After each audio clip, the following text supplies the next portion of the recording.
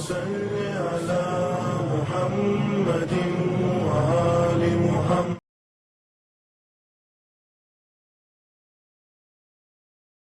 اعوذ باللہ من الشیطان الرجیم. بسم اللہ الرحمن الرحیم. الحمدللہ والصلاة والسلام علی عبادہ الذین اصطفیٰ ولعنۃ اللہ علی اعدائہم اعداء اللہ. اما بعد فقد قال اللہ تعالی فی القرآن الکریم. بسم اللہ الرحمن الرحیم. ان فی ذلک لعبرۃ لأولی الابصار. جیسا کہ آپ سبھی واقف ہیں کہ ہم لوگ ایک موضوع پر گفتگو کر رہے تھے، اور وہ موضوع ہمارا یہ تھا کہ ہم نے کربلا سے کیا سیکھا ہے، لیسن آف عاشورہ، کہ جسے ہم دوسرے انداز میں ایسے کہہ سکتے ہیں کہ ہم نے کربلا سے کیا سیکھا ہے، ہم نے عاشورہ سے کیا درس حاصل کیا ہے، اور جو بھی ہم نے درس حاصل کیا ہے، جو بھی ہم نے سبق لیا ہے، اس سبق کو اپنی زندگی میں عملی طور پر پریکٹیکلی اس کو میدان میں لانا ہے، اور اسی اعتبار سے ہمیں عمل کرنا ہے اور اپنی زندگی کو گزارتے ہوئے دنیا اور آخرت میں کامیاب ہونا ہے. اور جس آیت کے تحت ہم لوگ گفتگو کر رہے ہیں، وہ آیت ہم سب کو یہی بتا رہی ہے کہ جو عقل مند ہیں، جو عقل رکھتے ہیں، جو سوجھ بوجھ رکھتے ہیں، جو تفکر اور تعقل کرتے ہیں اور سمجھداری کی باتیں کرتے ہیں، سنجیدہ ہوتے ہیں، ان کے لیے ہر چیز میں عبرتیں پائی جاتی ہیں، ہر چیز میں سبق پائے جاتے ہیں، ہر چیز میں لیسن ان کے لیے موجود ہوتا ہے.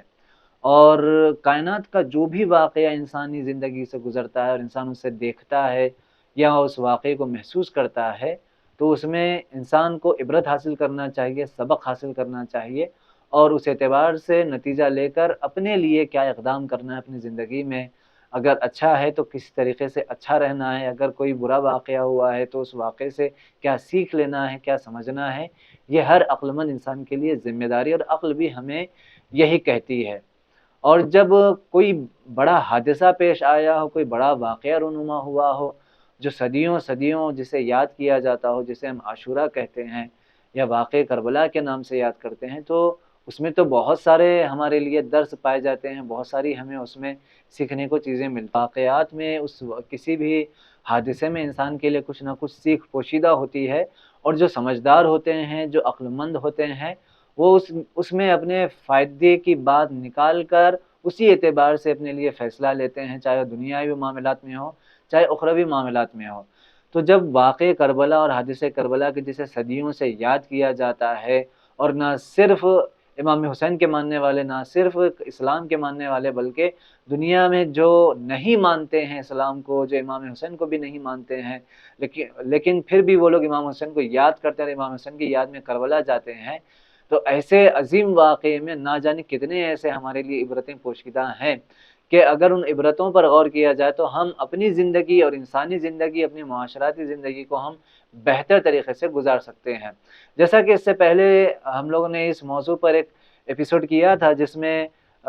چند باتیں پیش کی گئی تھیں، جس میں نے صرف ایک اشارہ کیا تھا، ایک جملہ، اور تقاضا ہوا کہ اس جملے کو میں پورے ڈیٹیل میں بیان کروں. میں نے یہ کہا تھا کہ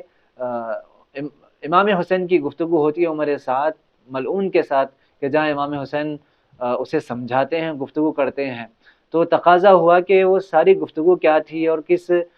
اس گفتگو کا پس منظر کیا تھا اور کہاں یہ گفتگو اور بات چیت ہوئی تھی، اس کو تھوڑا سا تفصیلی طور پر پیش کیا جائے. تو میں اس گفتگو کو پیش کرنا چاہوں گا.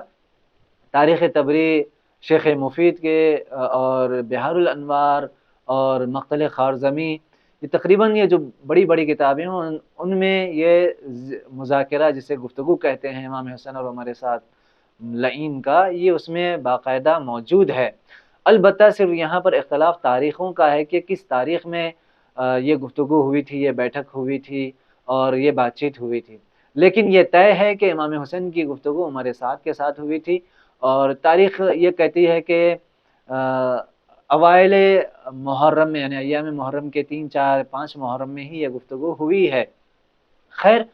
اس بات کی طرف ہم نہ زیادہ توجہ دیتے ہوئے اس بات کی طرف آتے ہیں کہ یہ گفتگو ہوئی ہے، اور اس گفتگو میں جو امام حسین کے ساتھ جو صحابی ہمیشہ رہا کرتے تھے، انہوں نے اس واقعے کو نقل کیا، اور انہی سے جو ہے یہ واقعہ اور یہ گفتگو سامنے آئی ہے کہ جہاں امام حسین عمر سعد کو بلاتے ہیں اور گفتگو کرتے ہیں. امام علیہ الصلوۃ والسلام کہتے ہیں کہ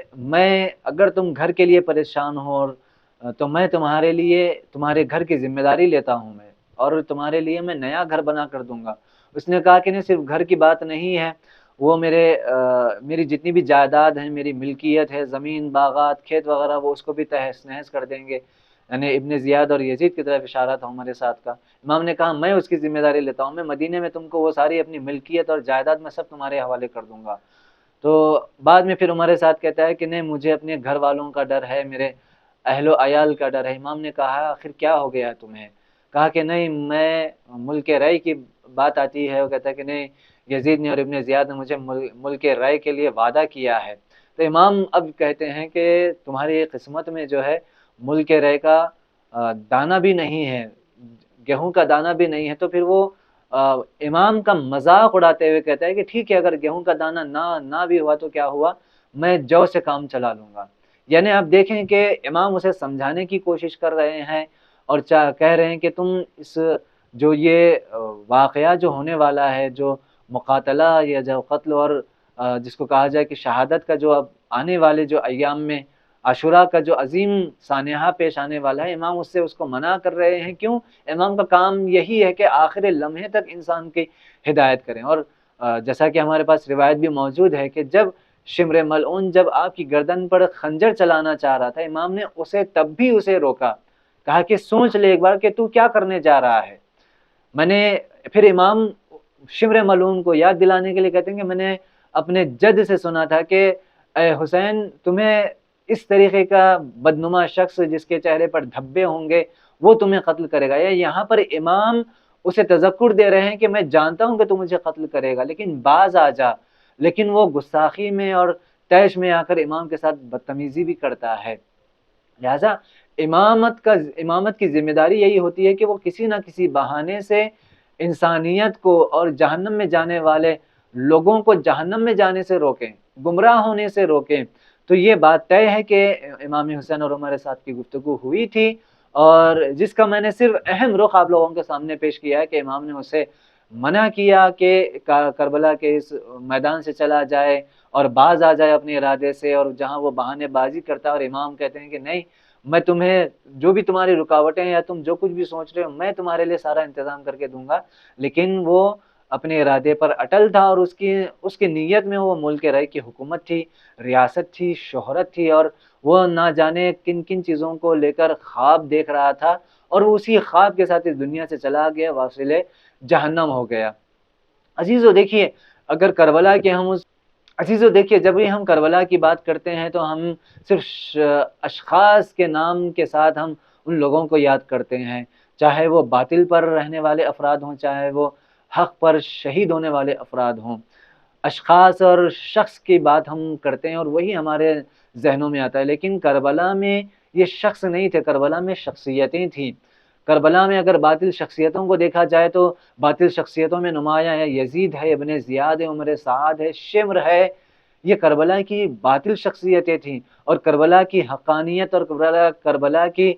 حق والی جو شخصیتیں، امام حسین علیہ السلام، مولا عباس علیہ السلام، جناب علی اکبر علیہ السلام، جناب حر علیہ السلام، آپ ان شخصیتوں کی طرف دیکھیں۔ یعنی کربلا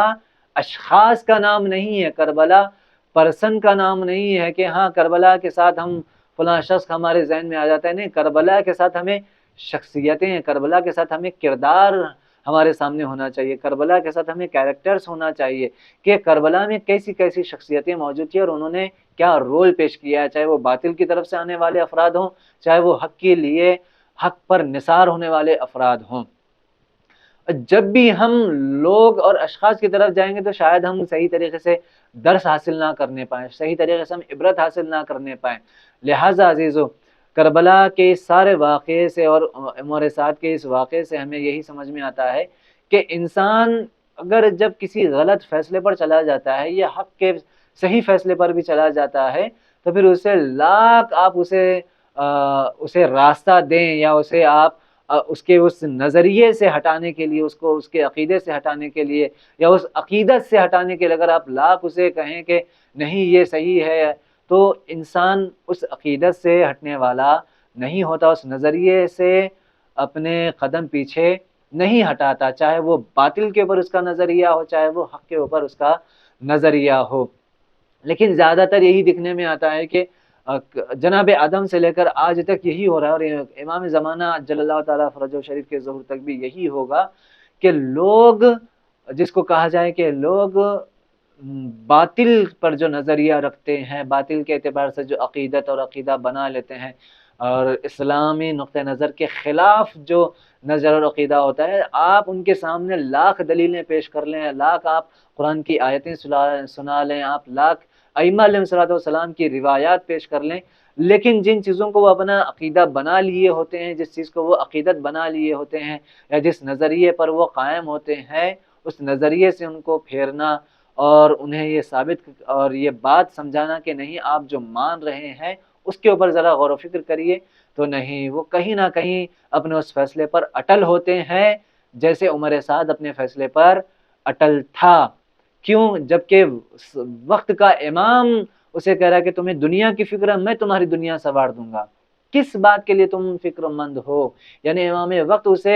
اسے صحیح راستے پر لانے کا اسے موقع دے رہے ہیں، لیکن وہ راستے پر آنے کے لیے تیار نہیں تھا۔ تو یہ بات سمجھ لینا چاہیے ہم لوگوں کو، کہیں نہ کہیں دین صرف ہماری زبانوں پر ہے، لیکن جب بات سمجھانے کی آتی ہے، جب بات عقل کی آتی ہے، جب بات قرآن کی آتی ہے، جب بات روایت اور احادیث کی آتی ہے، تو کہیں ایسا نہ ہو کہ ہم بھی اٹل ہو جائیں اور کہیں کہ نہیں، میں جو مان رہا ہوں وہ صحیح ہے، میرا جو فیصلہ ہے وہ بالکل صحیح ہے، میرا جو عقیدہ ہے وہ صحیح ہے، جو میرا نظریہ ہے وہ صحیح ہے۔ تو کہیں ایسا نہ ہو کہ ہم بھی اس نظریے کو آگے لے کر چل رہے ہوں، بلکہ ہمیں یہ دیکھنا چاہیے کہ ہمارا نظریہ، ہمارا عقیدہ، ہماری سوچ، ہماری فکر قرآن اور اہل بیت کے مطابق ہونا چاہیے، ثقلین کے مطابق ہونا چاہیے، نہ کہ یہ کہ مجھے کیا اچھا لگتا ہے، مجھے میرا نظریہ کیا کہتا ہے، میری عقیدت کیا ہے، میری سوچ کیا کہتی ہے۔ نہیں، اسلام وہی ہے جو قرآن اور اہل بیت پیش کرتے ہیں، نہ یہ کہ ہماری منمانی، ہمارا نظریہ، ہماری سوچ، وہ آپ کی سوچ ہو سکتی ہے، وہ میرا نظریہ ہو سکتا ہے، لیکن اسلام، قرآن اور اہل بیت کا نظریہ وہی نظریہ ہے جو انہوں نے پیش کیا ہے۔ خداوند عالم سے یہی دعا ہے کہ خدایا ہم سب کو کربلا کے عظیم واقعے کو سمجھنے کی توفیق عنایت فرما، اور ہم سب کو ہر واقعے سے، نہ صرف اسلامی واقعات سے، بلکہ دنیا میں جو بھی آج کل واقعات ہو رہے ہوں، چاہے وہ سیاسی واقعات ہوں، چاہے وہ دو ملکوں کی لڑائیاں ہوں، چاہے وہ ہماری قوم میں الگ الگ فتنوں کو لے کر باتیں ہو رہی ہوں، الگ الگ نظریات کو لے کر باتیں ہو رہی ہوں، تو جو بھی واقعہ ہمارے سامنے پیش آتا ہے، ان واقعے میں کہیں نہ کہیں کچھ نہ کچھ عبرت پوشیدہ ہوتی ہے، ہمیں اس سے سیکھنے اور سمجھنے کی توفیق عنایت فرما، تاکہ ہم قرآنی اعتبار سے، اہل بیت کے اعتبار سے زندگی گزار سکیں۔ والسلام علیکم ورحمۃ اللہ وبرکاتہ۔